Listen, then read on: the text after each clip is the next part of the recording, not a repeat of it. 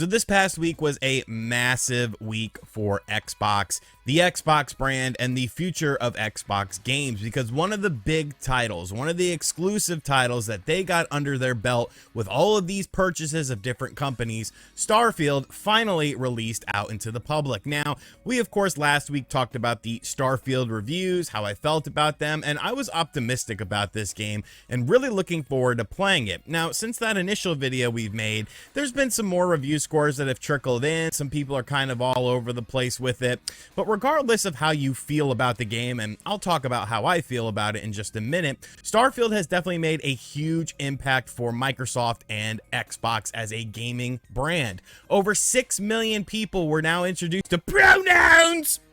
I'm sorry, I just had to do that. But over 6 million people have now checked out Starfield, whether it be on the Xbox Series consoles or on their PC. And it seems like a lot of people are enjoying the game. So I kind of want to talk about what Starfield is doing as far as sort of changing the narrative and potentially the narrative about Game Pass, and kind of how this is setting up Microsoft for the future. But first off, I want to talk about my experiences thus far with Starfield. Now, I'm definitely taking my time with this game. I'm only about 8 or so hours in, but I'm definitely mostly enjoying what I'm playing from this game. It's kind of what I hoped it would be, a Fallout-esque game in outer space. I think the story thus far has been pretty interesting with all these artifacts and stuff, collecting them, doing different side missions. The amount of missions in this game is really impressive in my opinion. Like, there's just so many different types of missions that you come across, even at the most random of times. I know people have sunk 20, 30 hours into the game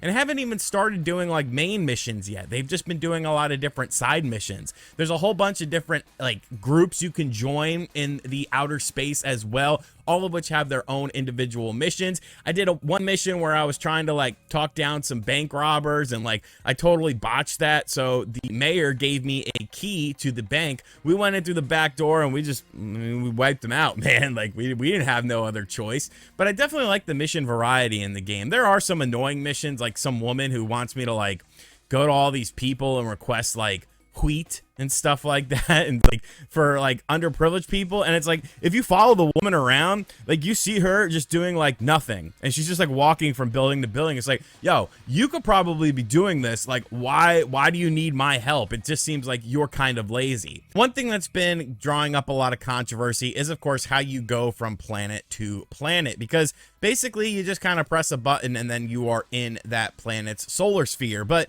I think it kind of works in this game just because of the sheer magnitude and size of these planets, some of which don't really have much going on besides like a little base or something like that. Like, you could still explore them freely and see if maybe there are some hidden things there, and I'm sure there are, but for the most part you're just using kind of like a menu to jump from planet to planet. But I feel like it helps save time with this. Like, sure, it would have been a novel idea to fly around from planet to planet initially, taking all this time. It's like, oh wow, this is so realistic, but in reality that would be really tiring after a while. After like the first 3 or 4 times, like, I could see that being a tired mechanic. Now, you can still try to fly just by yourself to these planets if you want to, but I feel like the whole, planet hopping thing is done very well in this game because it's very snappy and it gets you right into the goody action of the game. Dogfighting is really fun and satisfying in this game as well. I've had a couple in-flight fights. I kind of lost my train of thought there. In-flight fights, that's what we're going with, and I enjoyed it. You can level up different things for your ship. You can get different ships. You can acquire different ships. You could buy ship power-ups. You could have a crew on your ship and stuff. Very in-depth stuff, and I really feel like I'm just scratching the surface. But the most impressive thing to me is definitely the gunplay in this game. While it's not, a Call of Duty level or anything like that, it's definitely a step in the right direction as far as combat is concerned with Bethesda style games. I definitely miss the VAT system in this game a lot because I've always enjoyed that. I've thought it was really fun in Fallout, but once you kind of get used to the gunplay in this game, it definitely feels a lot tighter and a lot more responsive and less sluggish than most of your Fallout games have endured. Now, as far as what I didn't like about the game, it's very menu intensive, and I know I just said that, it's a good thing for the planet hopping, and it is, but for everything else, it gets a little bit cumbersome. Once you figure out how to map favorites to your D-pad and stuff like that, it becomes a lot easier. But I don't I can't recall a game where I've gone into a menu system nearly as much as I have with Starfield. I'm not sure why they went with the route that they went with without really having any sort of hotkey maps for a lot of different things, such as like switching between missions or something like that. And, you know, looking at your inventory and stuff like that, like just pressing a button to bring up my inventory would have been a lot snappier. But you do have a lot of things going on with the buttons, such as your scanner and your rock mining tool and stuff like that. So I kind of understand it. But overall, I'm definitely on the side of Starfield being a fantastic game. It's been very enjoyable thus far. There's tons of stuff to do. There's tons of content in it. And it's a game that I'm going to sink a lot of time into slowly over time. Like, I'm not going to rush to beat the game and then do all the extra New Game Plus stuff, because there is some pretty interesting New Game Plus stuff. But I'm not going to rush myself to do all that. I'm taking my time with this game, and I'm playing it at a more leisurely pace. You know, menu issues aside, some frame rate hiccups aside, and some weird eyes aside, like it's definitely, you know, a great game. It's not a game of the year in my opinion. You know, there has been better games and there will be better games, but it's a huge step in the right direction, because when you look at something like Redfall, that was an absolute travesty that I still played all the way through completion. I had some fun with it playing with friends,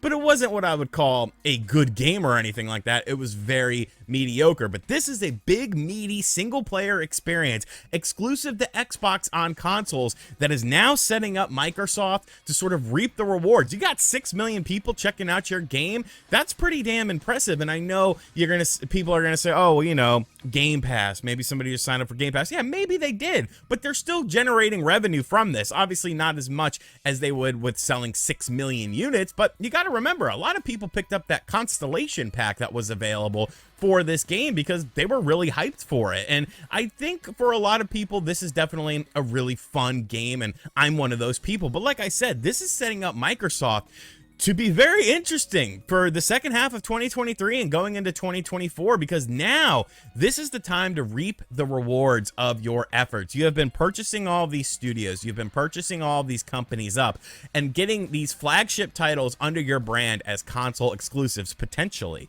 We of course have Forza Motorsport coming up as the next Xbox exclusive title, which actually comes out next month. I believe previews go up for this game on Monday, September 11th, and from what I've been hearing, I expect to see some very positive previews. Obviously, I can't talk really about the nitty-gritty or anything like that, but my hype for this game has definitely gone up, especially considering that Gran Turismo 7 released in a pretty underwhelming state and has gotten better, and I love the introduction of VR into it. But I want something for my Xbox steering wheel that I got from Thrustmaster to put in my little cockpit so I can play Speed Racer and race around the track. So I'm super looking forward to this game. I've loved everything we've seen from it in terms of visuals, in terms of different vehicles, in terms of, you know, focusing in a little bit more so on the realism of things. And I think if the online in this game is killer, you know, if it's really well done, if there's a penalty system that actually works, take notes, Gran Turismo 7, because you have made online racing just not fun with your penalty system that doesn't work properly. I think Forza could be another big win. So when was the last time we had two back-to-back, you know, upper echelon titles, AAA upper echelon titles? Not saying that these are game of the year, but high quality stuff for Xbox gamers that are first party games.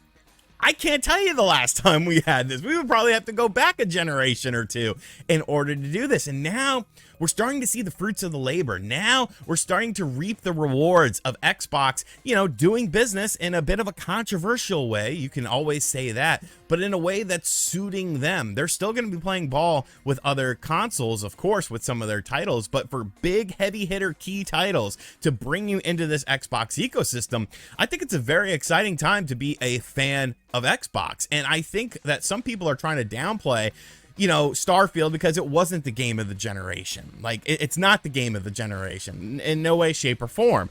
But what really is, that really comes down to your personal preference. Plus, Bethesda never said it was going to be the game of the generation. Fanboy said it was going to be the game of the generation. So I'm not holding that against Starfield, and I'm not holding that against the future of what Xbox is doing, because I think the future is bright. I can't recall a time, at least since I've been on the internet, you know, doing content, whether it's websites or video content. I've been on the internet since 2012 talking about video games. And Wow, that's a long time.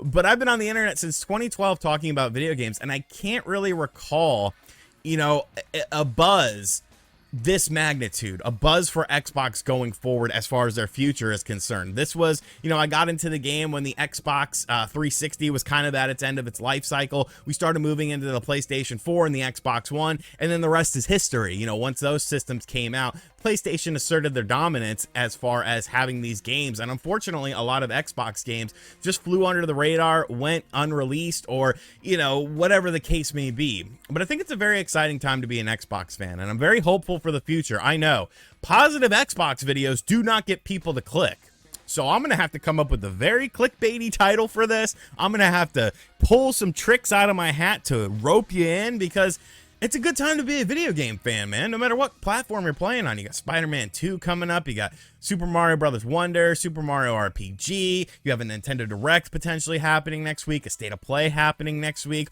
Who knows what Xbox is going to do after Forza comes out, because their schedule definitely clears up. But there's a lot of titles that they've showcased. There's a lot of titles that they've talked about. And it's finally time to start seeing these titles, and I think we're going to see them sooner rather than later. Game Awards, anyone? That's a great place to show off a game that you plan on releasing early in 2024.